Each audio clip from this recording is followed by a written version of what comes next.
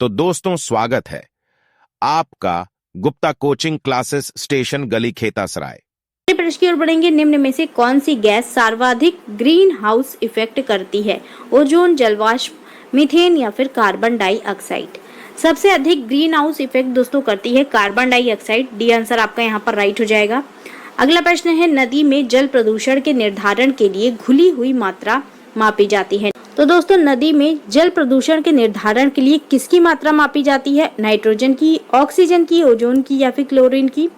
दोस्तों ये मापी जाती है ऑक्सीजन की मात्रा। बी आंसर आपका यहाँ पर राइट हो जाएगा। नदी में जल प्रदूषण को निर्धारण करने के लिए ऑक्सीजन की मात्रा को नापा जाता है। अगला प्रश्न है दोस्तों, वयस्क मानव शरीर में हड्डियों की संख्या होती है। दोस्तों एक वयस्क मानव के शरीर में हड्डियों की जो संख्या होती है वो 206 होती है। बी आंसर आपका यहाँ पर राइट हो जाएगा।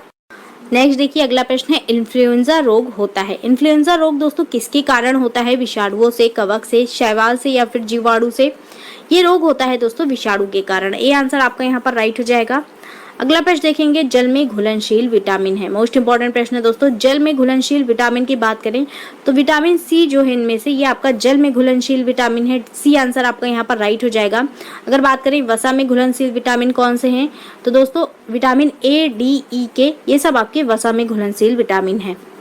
अगले प्रश्न की ओर बढ़ेंगे। निम्न में से कौन सी वायुमंडल के ओजोन परत की मोटाई नापने की इकाई है? तो दोस्तों अगर बात करें वायुमंडल में जो ओजोन परत होती है उसको मापने की इकाई क्या होती है? राइट आंसर हो जाएगा दोस्तों डॉप्सन। डॉप्सन के द्वारा वायुमंडल के ओजोन परत की मोटाई को नापा जाता है। डी आंसर आपका यहाँ पर राइट हो जाएगा।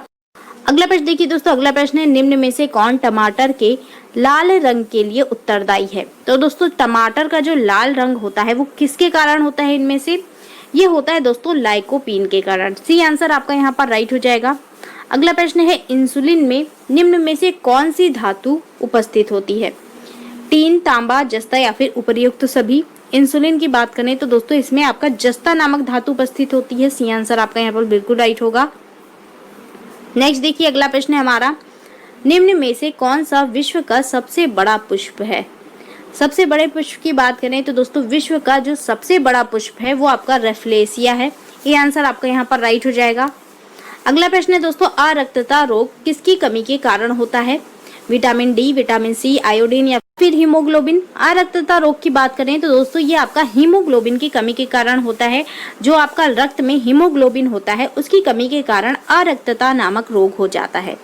अगला प्रश्न है, संसार का सबसे छोटा पुष्प कौन सा है? सबसे छोटे पुष्प की बात हो रही है दोस्तों। संसार का सबसे छोटा पुष्प इनमें से कौन सा है? कमल, वुल्फिया, गुलाब या फिर रेफलेसिया? तो दोस्तों संसार का सबसे छोटा पुष्प है वुल्फिया। बी आंसर आपका यहाँ पर राइट हो जाएगा। नेक्स्ट देखेंगे, विश्व में सबसे बड़ा जीवित पक्षी है।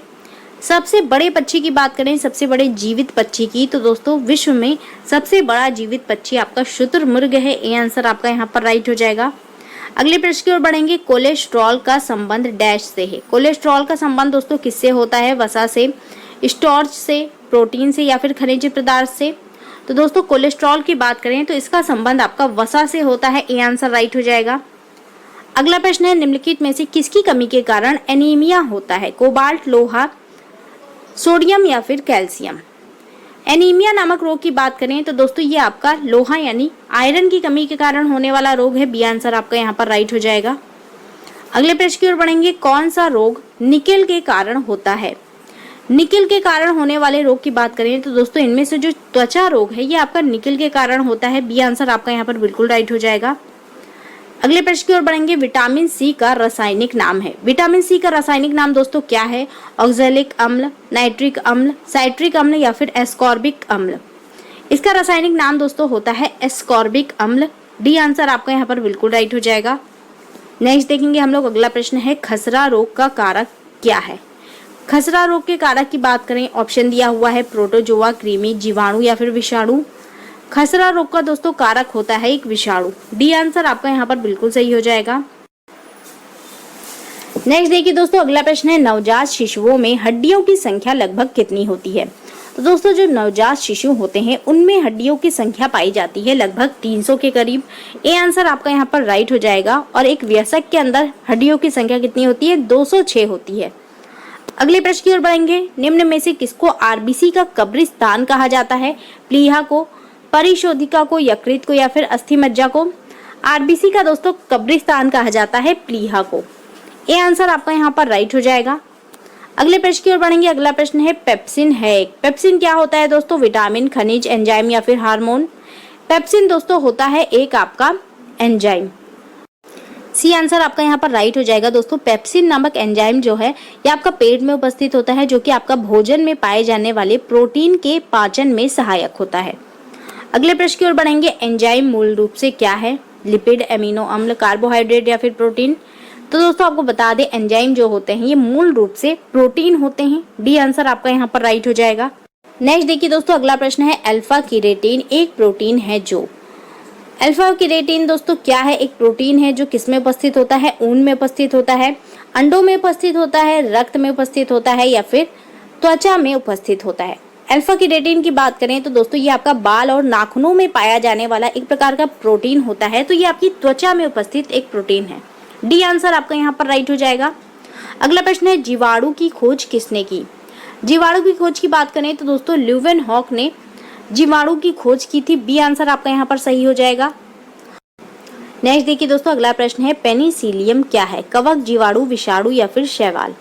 पेनिसिलियम की बात करें तो दोस्तों ये आपका मृत जीवी वनस्पति होती है जो कि एक प्रकार का कवक है। ए आंसर आपका यहाँ पर राइट हो जाएगा।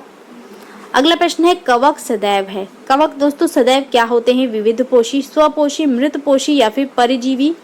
कवक दोस्तों सदैव विविधपोषी होते हैं। ए आंसर आपका यहाँ पर बिल्कुल सही होगा। अगले प्रश्न की ओर बढ़ेंगे। अगला प्रश्न है हमारा दूध का दही के रूप में जमने का कारण क्या होता है? तो दोस्तों दूध का दही के रूप में जमना लैक्टोबैसिलस नामक क्रिया के कारण होता है। बी आंसर आपका यहाँ पर राइट हो जाएगा। अगला प्रश्न है हमारा चेचक के टीके का विकास किसने किया था? चेचक के टीके की बात करें तो दोस्तों एडवर्ड जेनर ने इसका विकास किया था। बी आंसर आपका यहाँ पर राइट होगा। नेक्स्ट देखिए अगला प्रश्न है उच्च रक्तचाप की अवस्था को क्या कहते हैं? उच्च रक्तचाप की अवस्था की बात करें तो दोस्तों इसको हाइपरटेंशन कहा जाता है। बी आंसर आपका यहाँ पर राइट होगा। अगले प्रश्न की ओर बढ़ेंगे। अगला प्रश्न है हार्मोन शब्द का नामकरण किसने किया था? मोस्ट इंपॉर्टेंट प्रश्न है दोस्तों। हार्मोन जो शब्द है ये शब्द दिया गया था दोस्तों बेलिस एवं स्टार्लिंग के द्वारा। सी आंसर आपका यहाँ पर बिल्कुल राइट हो जाएगा। अगले प्रश्न की ओर बढ़ेंगे। अगला प्रश्न है मनुष्य के मस्तिष्क की सबसे बाहरी झिल्ली डैश है। तो दोस्तों मनुष्य के मस्तिष्क की सबसे बाहरी झिल्ली का क्या नाम है आपसे पूछा जा रहा है। इसका नाम दोस्तों ड्यूरामीटर है। सी आंसर आपका यहाँ पर बिल्कुल सही होगा। अगला प्रश्न देखिए ऊर्जा उत्पादन के लिए कोशिका प्रायः किसका उपयोग करती है?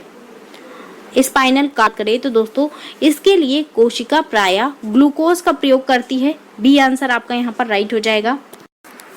नेक्स्ट देखिए अगला प्रश्न है गुर्दे की कार्यात्मक इकाई कौन सी है? मोस्ट इंपॉर्टेंट प्रश्न है दोस्तों। गुर्दे की कार्यात्मक इकाई की बात करें, ऑप्शन दिया हुआ है एक्सॉन, न्यूरॉन, नेफ्रॉन या फिर धमनी।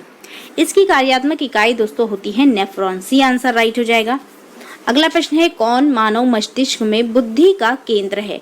सेरिबेलम, सेरिब्रम, मेडुला ओब्लोगेटा या फिर इनमें से कोई नहीं। तो दोस्तों मानव मस्तिष्क में बुद्धि का केंद्र होता है सेरेब्रम। बी आंसर आपका यहाँ पर राइट हो जाएगा।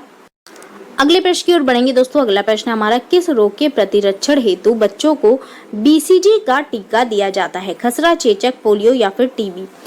बीसीजी का टीका दोस्तों किस रोग के प्रतिरक्षण के लिए बच्चों को दिया जाता है? सही उत्तर की बात करें तो दोस्तों ये टीबी नामक रोग के प्रतिरक्षण के लिए दिया जाता है। डी आंसर आपका यहाँ पर राइट हो जाएगा। अगर बात करें दोस्तों बीसीजी का फुल फॉर्म यहाँ पर क्या होता है, कई बार आपके एग्जाम में ये भी प्रश्न पूछा गया है, तो दोस्तों इसका फुल फॉर्म आप लोग नोट कर सकते हैं। बैसिलस कैलमेट गुएरिन इसका फुल फॉर्म होता है। अगले प्रश्न की ओर बढ़ेंगे। अगला प्रश्न है न्यूक्लियस के बाहर डीएनए कहाँ पाया जाता है? राइबोसोम में, माइटोकॉन्ड्रिया में, गल्जी काय में या फिर उपरोक्त सभी में।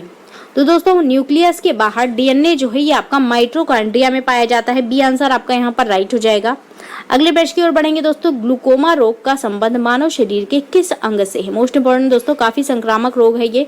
ग्लूकोमा रोग की बात करें तो दोस्तों इसका संबंध होता है मनुष्य की आंख से। डी आंसर आपका यहाँ पर राइट हो जाएगा। अगला प्रश्न देखिए, मानव नेत्र के किस हिस्से में रक्त नहीं पाया जाता है? दोस्तों मानव नेत्र का ऐसा कौन सा हिस्सा है जिसमें कि रक्त नहीं होता है? रेटिना, कार्निया, आइरिस या फिर पुतली। आपको बता दें दोस्तों, मानव नेत्र में जो कार्निया होता है इसमें रक्त नहीं होता है। बी आंसर आपका यहाँ पर राइट होगा। अगला प्रश्न है, किसे मानव शरीर का ब्लड बैंक कहा जाता है? मोस्ट इंपॉर्टेंट प्रश्न है दोस्तों। यकृत को, प्लीहा को, किडनी को या फिर हृदय को? मानव शरीर का ब्लड बैंक दोस्तों कहते हैं प्लीहा को। बी आंसर आपका यहाँ पर राइट हो जाएगा। नेक्स्ट देखिए दोस्तों, अगला प्रश्न है, कौन सा तत्व पौधों में क्लोरोफिल बनाने में सहायक होता है? पौधों में दोस्तों क्लोरोफिल बनाने में मैग्नीशियम सहायक होता है। बी आंसर आपका यहाँ पर राइट होगा। अगला प्रश्न है दोस्तों, फ्लाई ऐश वातावरणीय प्रदूषक है जो इसके द्वारा उत्पन्न होता है। तो दोस्तों फ्लाई ऐश का नाम आपने सुना होगा, ये एक प्रकार का वातावरणीय प्रदूषक है। ये भी प्रश्न आपके एग्जाम में पूछा जाता है कि फ्लाई ऐश क्या है, तो ये आपका वातावरणीय प्रदूषक है और दोस्तों ये उत्पन्न होता है थर्मल पावर प्लांट के द्वारा। ये आंसर आपका यहाँ पर राइट होगा। अगला प्रश्न, अगर हमारा वीडियो अच्छा लगा हो तो प्लीज वीडियो को लाइक करें, चैनल को सब्सक्राइब करें और दोस्तों को शेयर करें। हमारा वीडियो देखने के लिए आप सभी का बहुत बहुत धन्यवाद।